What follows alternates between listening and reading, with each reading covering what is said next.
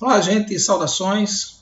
Aqui é o professor Lindenberg Araújo para mais uma aula do nosso canal Professor Lindenberg História. Hoje, dando continuidade às discussões sobre as civilizações e sociedades da antiguidade, nós iremos hoje discutir um pouco sobre hebreus, fenícios e persas, civilizações da antiguidade que muito contribuíram para a formação da cultura no mundo inteiro, certo? Os hebreus, especificamente, é a civilização a qual nós dedicaremos mais tempo, e será a primeira a ser discutida. Podemos afirmar que a contribuição da cultura hebraica está presente entre nós todos os dias, certo? E eu sempre que discuto os temas relacionados à antiguidade, eu lembro daquelas perguntas de sala de aula, né? Professor, para que estudar esse tema? Temas que se passaram há 5, 10 mil anos. Eu sempre respondo que, apesar da distância no tempo, e por mais que o que nós aprendemos em história não tenha, para a maioria das pessoas, uma aplicação prática no dia a dia, é diferente da química, da física e da matemática e da língua portuguesa, que nós aplicamos todos os dias, mas a história ela não se aplica todos os dias em diversas coisas do nosso cotidiano. Mas, para compreender o mundo no qual vivemos, para compreender alguns aspectos das sociedades, da nossa sociedade e das sociedades que nos circundam, é muito importante conhecer o passado. Eu digo isso porque nós vivemos uma contradição muito interessante, que é nós exaltamos muito a tecnologia, a globalização, o fato de estarmos todos conectados. Eu posso hoje conversar com qualquer pessoa do mundo sem que ela fale o meu idioma, sem que eu fale o idioma dela, através das traduções simultâneas oferecidas pelas múltiplas plataformas. E muitas vezes as pessoas não querem saber da cultura do outro. Então, como é que eu vivo em um mundo global? Como é que eu estou conectado com o mundo inteiro?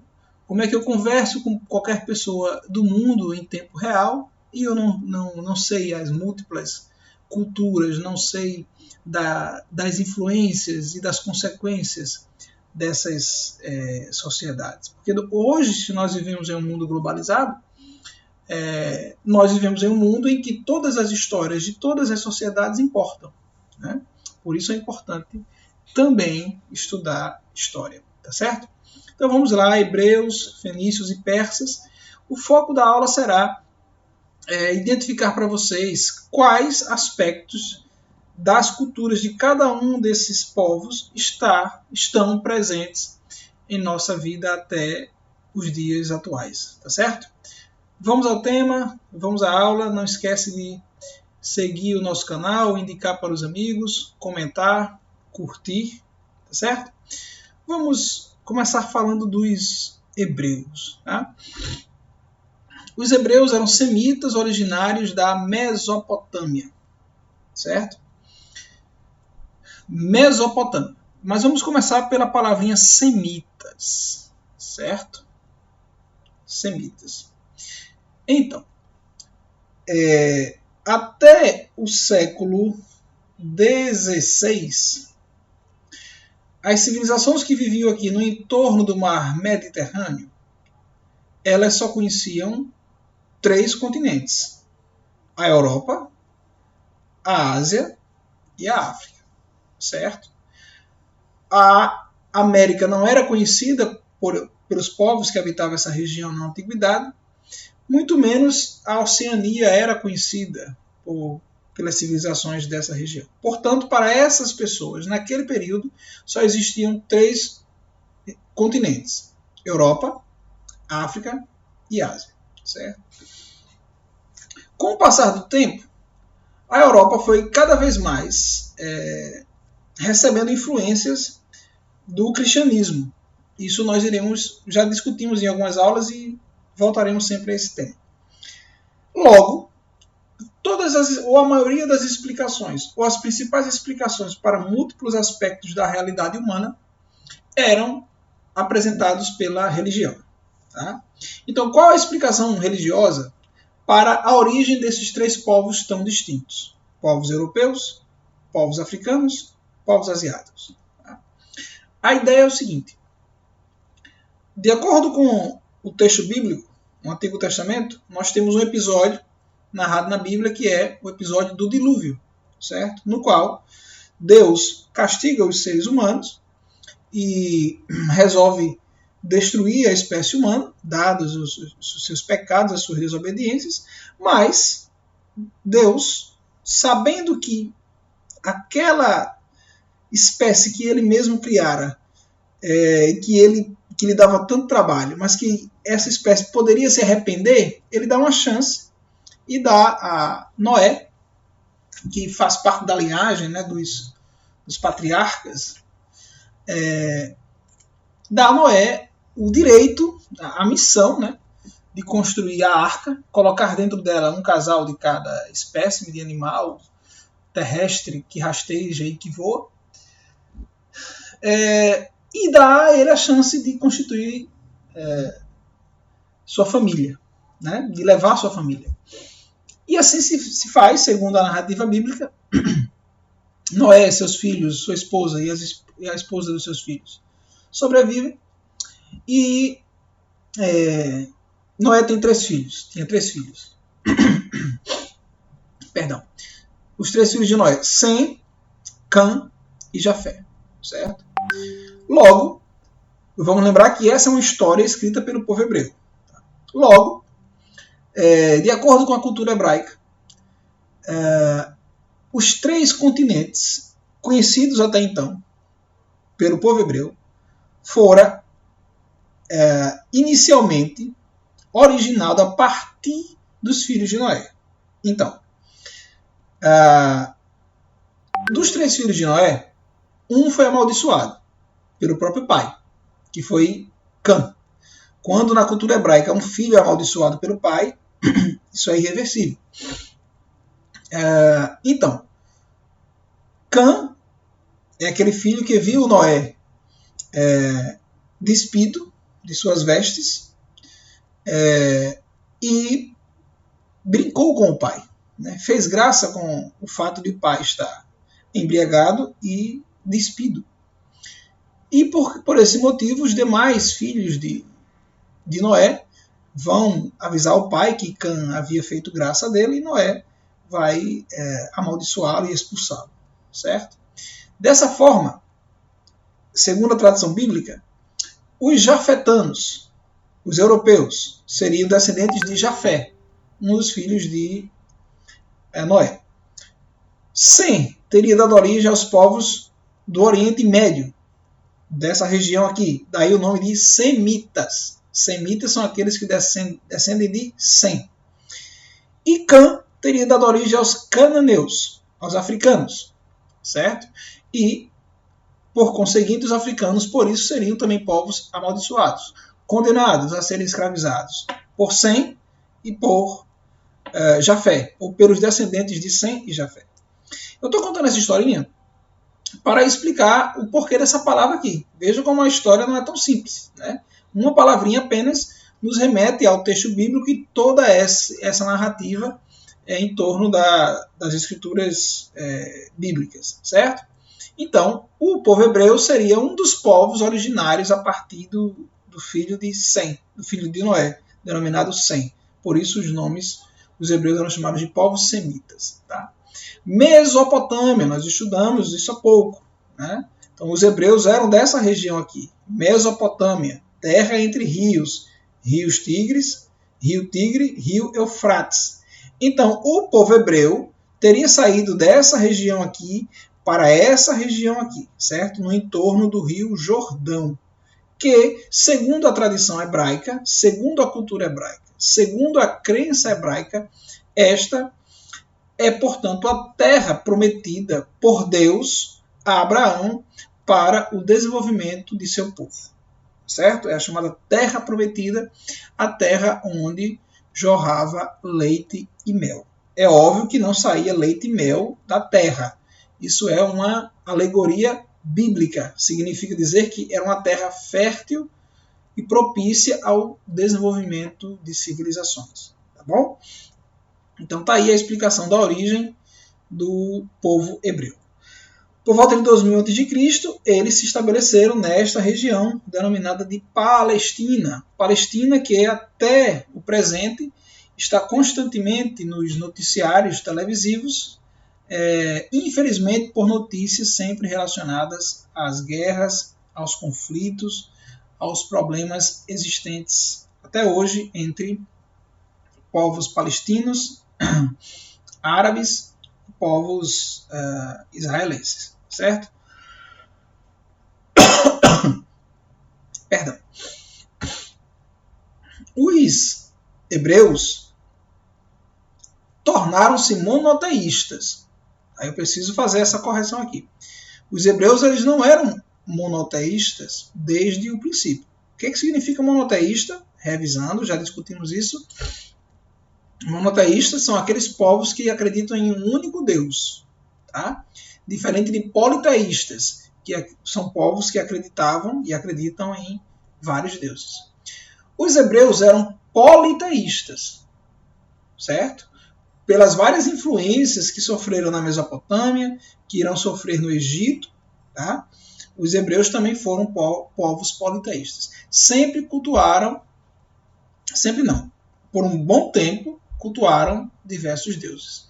E somente após a retirada do Egito, que é um episódio descrito no livro bíblico de Êxodos, o segundo livro do Antigo Testamento, é neste momento que, a partir da intervenção de Moisés, do estabelecimento das tábuas da lei, que nós conhecemos como os 10 mandamentos, que segundo a história eram dezenas de regras, não apenas 10, que visavam organizar aquela saída, organizar o povo hebreu, certo? A partir daquele momento é que os hebreus passam a acreditar em um único Deus, denominado Yahvé, Jeová ou Javé, para alguns, certo?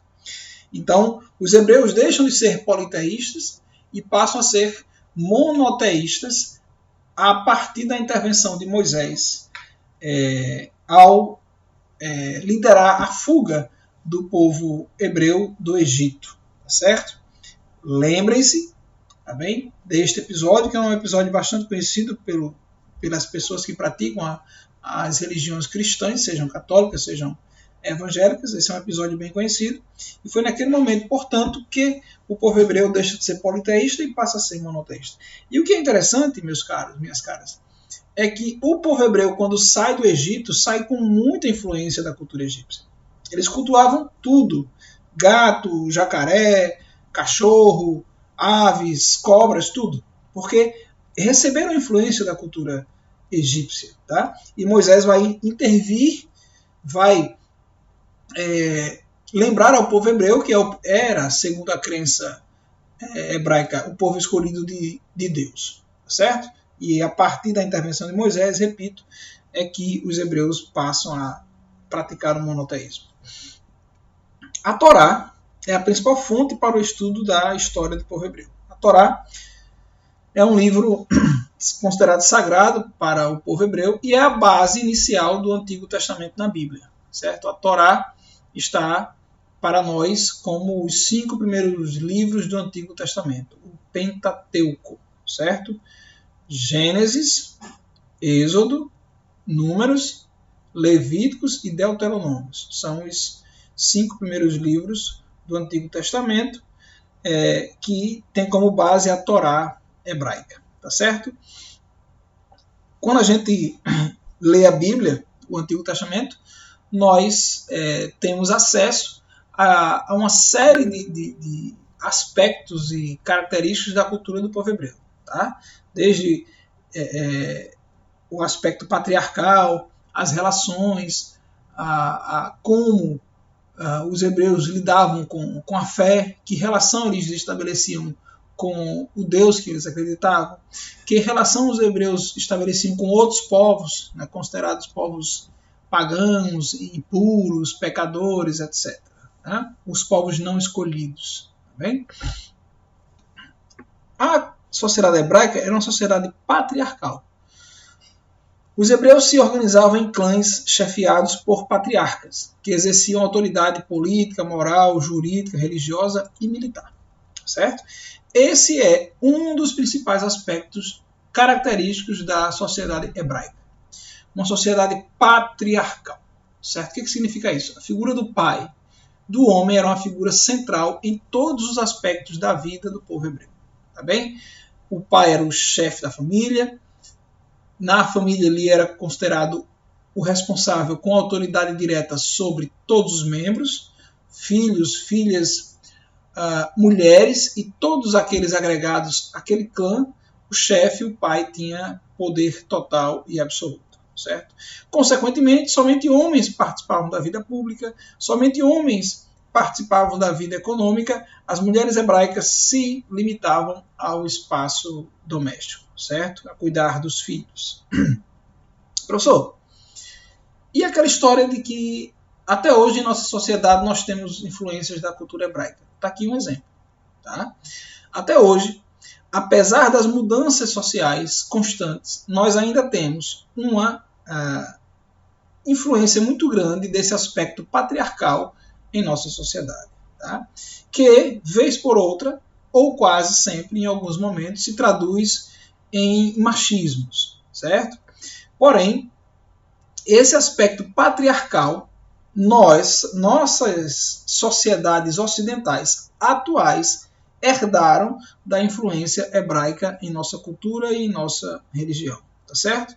Apesar dos avanços, das mudanças, apesar do papel fundamental que as mulheres exercem em todos os aspectos das sociedades humanas, ainda persiste esse aspecto de que os homens devem ter um poder de mando ou maior do que as mulheres em alguns espaços, ambientes, inclusive na própria família. Tá? Coisa que nós sabemos que hoje tem mudado significativamente, dada a importância da igualdade e do direito das mulheres em nosso meio. Tá? Mas se tem um aspecto da cultura hebraica que está presente ainda entre nós, é esse aspecto de uma sociedade patriarcal. Certo? Muito bem. Era também, não por acaso, desculpe, nós vamos ter o período dos patriarcas. Né? A palavra patriarca ela tem muita relação com a cultura hebraica. Certo? Os hebreus eram uma sociedade escravista. Tá? Havia escravos hebreus e estrangeiros prisioneiros de guerra. Esse aspecto da escravidão era um aspecto comum em todas as sociedades antigas. Tá? Todas as civilizações humanas, praticamente todas, em todos os recantos do planeta, em algum momento de sua história, se utilizaram da escravidão. Certo? Isso é uma informação importante, porém devemos ter cuidado com ela. Isso às vezes é utilizado para dizer assim, a escravidão dos negros africanos no Brasil é normal porque todo mundo escravizava todo mundo. Não é bem assim. Tá? A escravidão presente na antiguidade, 5.000, 10.000 anos passados, não se iguala à escravidão sofrida pelos africanos na Idade Moderna. São coisas muito diferentes.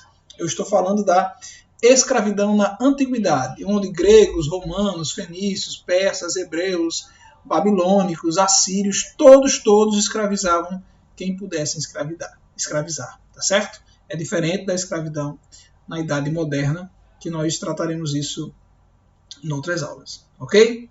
Então vamos avançar. Aqui, período patriarcal da história hebraica. Primeira coisa, migração para o Egito, por volta do ano de 1750 a.C., uma seca muito grande no entorno do Rio Jordão obrigou os hebreus a migrarem para o Egito, tá certo? Os hebreus saíram da Mesopotâmia para a Palestina, da Palestina para o Egito, sempre em busca de melhores condições de vida, certo? Mas para o povo hebreu, mesmo eles, vejam que isso é importante, para o povo hebreu, mesmo eles estando fora da Palestina, eles entendiam que a terra era deles, porque, segundo a tradição religiosa do povo hebreu, aquela terra havia sido prometida por Deus para eles, e somente eles, certo? Isso é um aspecto importante porque vai explicar depois os vários conflitos existentes entre hebreus e outros povos. Bom, em 1750 a.C., os hebreus migraram da Palestina para o Egito, que se encontrava sob domínio dos Hicsos, certo? Atenção para uma informação importante. Quando nós discutimos aquelas informações presentes no livro do Êxodo, que quando Moisés começa a tentar convencer os faraós a libertar o povo hebreu, a gente tem contato com um momento da história no qual os hebreus de fato sofreram muito no Egito. Porém, antes desse período, o Egito era dominado pelos Hicsos, que era uma civilização, um povo que tinha uma boa relação com os hebreus. Então podemos afirmar que os hebreus foram para o Egito na época que foram, porque eles sabiam que seriam bem recebidos. Porque os governantes do Egito na época não eram os egípcios, eram os Hicsos, que haviam dominado o Egito e eram amigos do povo hebreu. Tá certo? Com a mudança política no Egito, aí sim os hebreus passam a ser muito perseguidos pelos faraós que assumirão depois dos Hicsos, tá? No novo império, por volta de 1570 a 1069 a.C., os egípcios expulsaram os Hicsos e passaram a perseguir os judeus. Então, o período de perseguição ao qual o livro do Êxodo faz referência é exatamente o novo império, em que os egípcios foram perseguidos, escravizados pelos faraós egípcios. É aí onde surge a figura do Moisés, né, que era um hebreu que havia sido entregue pela própria mãe às águas do rio Nilo. Ele foi parar no quintal de uma princesa egípcia, foi criado como membro da elite egípcia e depois ele toma consciência da sua origem e passa a trabalhar para a liberdade do povo hebreu, mesmo tendo ele privilégios na sociedade egípcia. Tá certo? A historinha nós já conhecemos, as 7 pragas do Egito, a fuga pela abertura no Mar Vermelho, até os mais de 40 anos, se eu não me engano, de caminhada até chegarem à Terra Prometida, de volta à Palestina, passando por todas as dificuldades possíveis, todos os testes divinos, com fome, com sede, até conseguirem retornar à Palestina, certo? Então, no Êxodo, Moisés liderou a volta dos hebreus para a Palestina, a Terra Prometida. Foi nesse período, eu já citei isso, que, segundo a tradição judaica, Moisés recebeu de Yahvé as tábuas da lei com os 10 mandamentos, uma das bases do monoteísmo judaico. Vejam só, aqueles 10 mandamentos, se nós analisarmos eles com atenção, nós vamos ver que eles servem exatamente para organizar a sociedade hebraica. Não é só uma questão de fazer e ser pecado e não fazer e ser salvo. Os 10 mandamentos e as outras regras que existiam tinham como finalidade organizar aquela sociedade. Lembre-se que Moisés retira o povo hebreu do Egito. E o povo hebreu que foi retirado do Egito não é o mesmo povo hebreu que chegou ao Egito. Foram séculos e séculos de permanência do povo hebreu no Egito. Então esse povo hebreu, quando sai do Egito, ele vem com muitas influências da cultura egípcia, especialmente na religião. Então Moisés tinha que controlar aquelas pessoas. Ele portanto, apresenta a necessidade de todos seguirem ao Deus da aliança, ao único Deus, certo?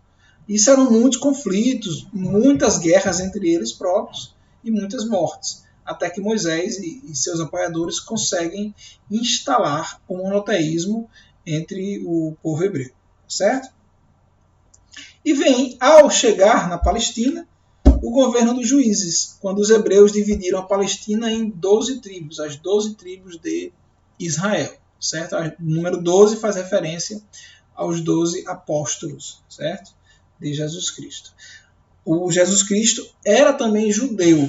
Tá? As pessoas às vezes não compreendem isso. Jesus Cristo, ele viveu e morreu judeu, porém questionando as várias práticas da religião judaica que ele considerava ultrapassadas e que precisava, portanto, criar uma nova aliança com o povo hebreu e com os povos do mundo inteiro. A figura do Jesus Cristo, do ponto de vista histórico, é uma figura que busca transformar a religião judaica, retirando aquilo da antiga fé, da antiga aliança, do antigo acordo, e criando um novo acordo entre os homens e Deus. E Jesus Cristo era, portanto, um mensageiro direto do próprio Deus para o povo hebreu. Como nós sabemos, o povo hebreu não aceitou bem a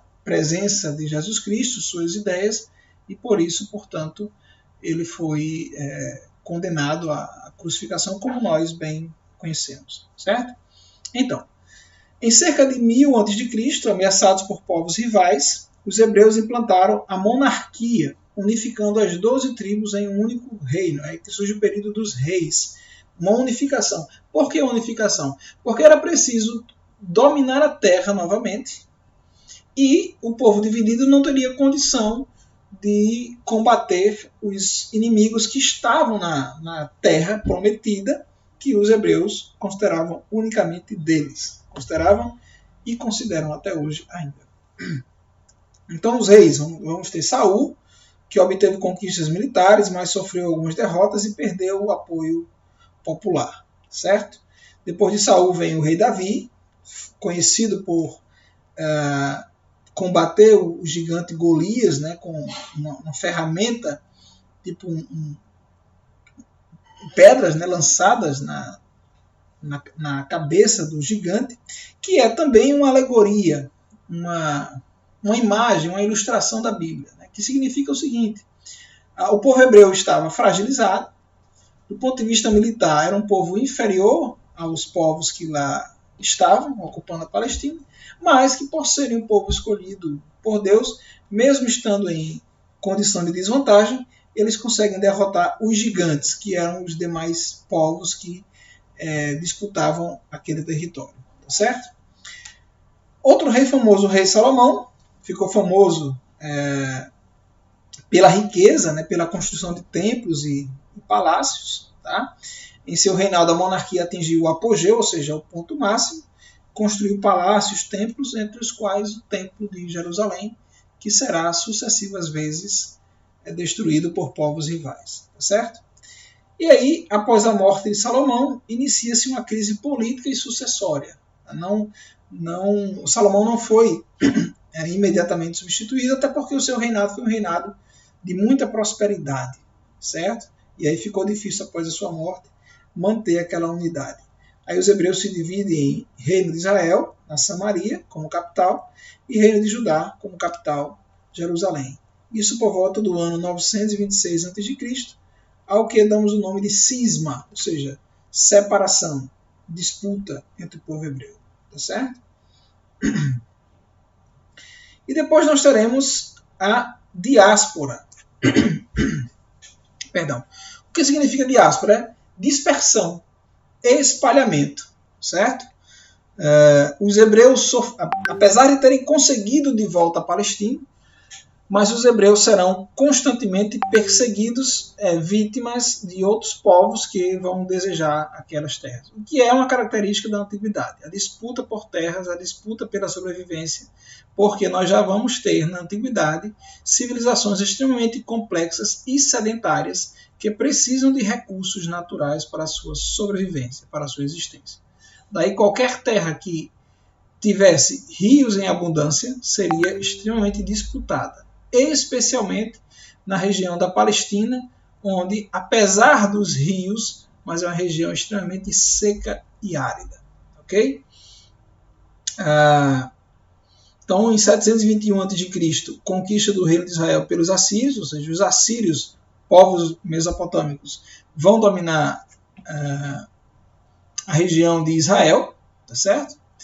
586 a.C., a submissão do reino de Judá aos babilônios, é o chamado cativeiro da Babilônia, o que é um período muito cruel para o povo hebreu, porque eles consideravam os babilônicos como povos pecadores, impuros, etc. Porque a Babilônia, na verdade, era um local de encontro de cientistas, negociantes, comerciantes de várias partes do planeta naquele período. Tá certo? Nos séculos 4 a 5 a.C. ocorre o domínio persa no Egito Antigo. Tá? E nos séculos seguintes, século 4 ao século 1, o domínio da Macedônia. Tá?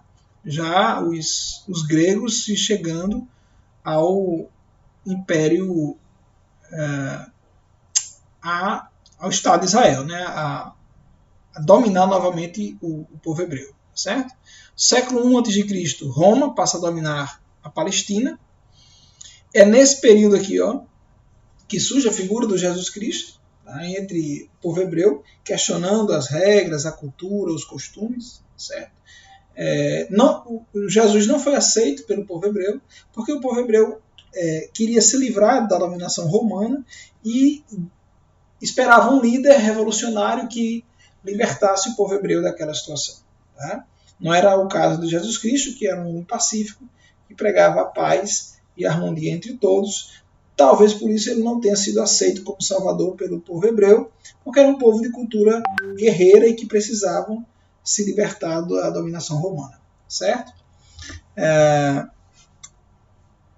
Em 70 d.C. ocorre o início da grande diáspora, após Roma reprimir duramente as revoltas judaicas e destruir o segundo templo de Jerusalém. Ok? Atenção para essa informação aqui. Apesar da dispersão geográfica, a unidade cultural entre os judeus foi preservada ao longo dos anos. Esse é um aspecto muito importante da cultura hebraica. Eles se espalharam pelo mundo inteiro.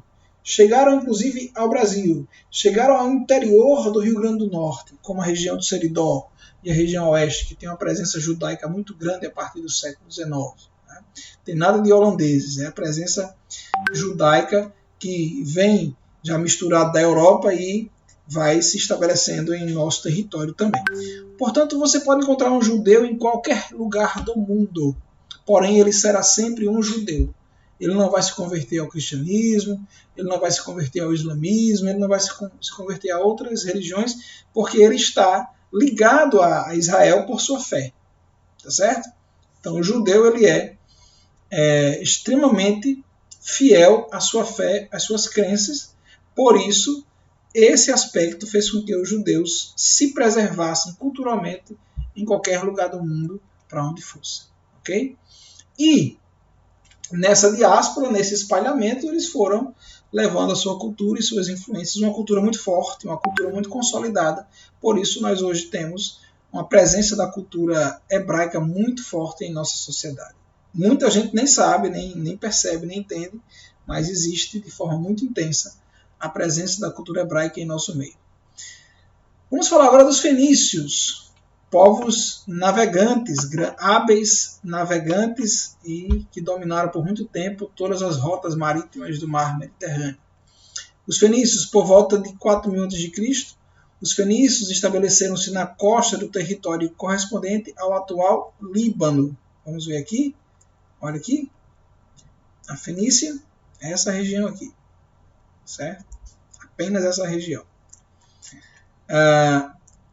Organizaram-se em cidades-estados independentes, governadas por monarquias hereditárias com funções religiosas. Atenção para o conceito de cidade-estado. É uma cidade que tem governo próprio. Eles não têm a figura de um rei, de um governante geral. Cada cidade tem as suas regras, suas leis, por mais que elas se aproximassem de outras, por mais que em algum momento o rei interviesse, mas as cidades tinham autonomia. Acredita-se que os grandes comerciantes atuavam politicamente em conselhos, os quais tinham funções deliberativas, certo? Eles, portanto, os fenícios organizavam os grandes comerciantes numa espécie de conselho para organizar a sociedade. Tá bem? A unidade cultural dos fenícios caracterizava-se pelo uso da mesma língua e pelo culto de alguns deuses em comum. Então, esse é um aspecto importante dos fenícios, certo? Eles mantiveram a mesma língua e a mesma crença religiosa. Eram politeístas, ou seja, acreditavam em vários deuses, certo?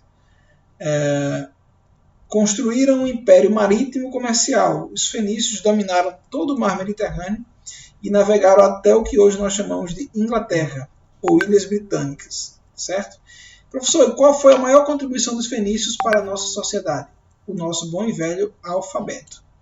Eles transformaram os sons em símbolos que representariam aqueles sons. Daí, o alfabeto é uma importante contribuição dos fenícios às nossas sociedades. Por que criar um alfabeto, professor? Porque os fenícios eram extremamente comerciantes e precisavam anotar tudo que produziam, tudo que vendiam, tudo que compravam. Por isso, portanto, a língua vai ser fundamental para a evolução dos fenícios, certo? Olha aqui, a Fenícia originalmente, territórios colonizados pela Fenícia e as rotas comerciais.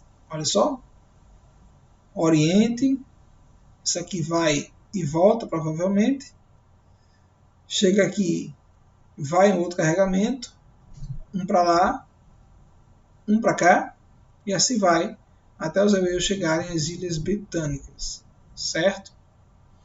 Muito bem. Agora, para terminar, vamos falar um pouco dos persas, certo? E ver qual a principal contribuição dos persas para a nossa sociedade. Por volta de 550 a.C., Ciro II unificou os reinos da Medeia e da Pérsia e expandiu as fronteiras do império. Em 525 a.C., Cambises conquistou o Egito. Então, os persas, que foi também um dos maiores impérios da antiguidade, vai conquistar também o Egito. Por volta de 522 a 486 a.C., Dario I, governante persa, dividiu o império em satrápias, unificou a moeda, ampliou estradas e organizou os correios. Veja só, os persas foi um dos primeiros povos da antiguidade a criar um sistema rápido de correios. Tá? Por quê? Porque o império era muito grande. Era preciso ter sistemas de comunicações rápidos. E o que os persas fizeram? Construíram estradas enormes e colocaram nessas estradas bases de apoio, tanto para vigiar dos povos invasores, quanto para agilizar a entrega de correspondências. Imagine que, vamos ver aqui o mapa, imagine que você precisa mandar uma correspondência oficial de Persépolis até Parsargada. A gente não tem uma noção real da distância, mas imagine que para alguém entregar isso de um ponto a outro, com apenas sozinho, com cavalo, seria muito difícil. Então você tem ao longo da estrada, um exemplo aqui, ao longo da estrada, várias bases, fazendo com que o soldado, saindo daqui, passaria a mercadoria, aquele soldado voltava e o outro seguia. Dessa forma, as mercadorias, as correspondências chegavam rápidos aos olhos do imperador, certo? E aqui você tem, no século V a.C., o Império Persa se enfraqueceu ao ser derrotado pelos gregos. Alexandre da Macedônia conquistou o Império Persa. Foram também os persas, no governo de Dario, que passou a existir o primeiro sistema monetário, o primeiro sistema financeiro, uma moeda unificada, oficial, para facilitar, portanto, as trocas comerciais nesse império enorme que foi o Império Persa, certo? Primeiramente eles começam aqui, depois Ciro domina toda essa parte roxa, Cambises domina o Egito e parte aqui da Palestina, e Dario I conquista essa outra região. E aqui, vejam só, era uma estrada que saía para a região portuária até a capital. Se bem que eu sempre defendi que a capital fosse mais próxima do litoral, certo? Então, esse império enorme do povo persa foi importante, mas também foi o motivo pelo qual eles tiveram que se desintegrar. Era muito grande, eram muitos problemas para administrar e não teve como ir muito além, tá certo? A 3.333 a.C. Ok, gente? Então, contribuições desses povos para a nossa sociedade. Persas, a criação de sistemas monetários, correios, estradas. Fenícios, o comércio no mar Mediterrâneo e a criação do alfabeto. Os hebreus, a questão religiosa, porque o cristianismo é uma derivação da religião hebraica, judaica, e alguns aspectos do patriarcado que nós, atualmente, precisamos superar e criar uma sociedade cada vez mais justa e igualitária para todos, e neste caso para homens e mulheres. Ok, gente? Um forte abraço, deixe seus comentários, suas sugestões, suas críticas, deixe na sua dúvida, faça a sua pergunta, acompanhe nossa página, siga o nosso canal, indique para os amigos e estude. E até o nosso próximo encontro aqui no canal Professor Lindenberg História.